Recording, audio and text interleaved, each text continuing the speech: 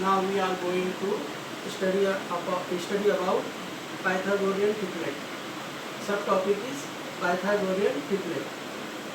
In a triplet of natural number, if the square of the largest number is equal to the sum of squares of the remaining two numbers, then the triplet is called the Pythagorean triplet. In a triplet of natural number, if the square of the largest number is equal to the sum of squares of the remaining two numbers, then the triplet is called Pythagorean triplet. For example, in a triplet 11, 16, 61. Now square of 11 means 121. Square of 16 means 3600. Square of 61 means 3721.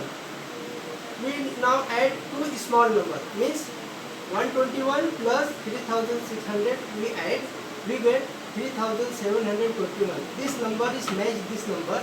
Therefore, we can say that the square of the largest number is equal to the sum of the squares of the other two numbers.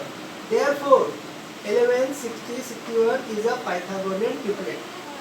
Verify that 3, 4, 5, 5, 12, 13 are Pythagorean triplet or not.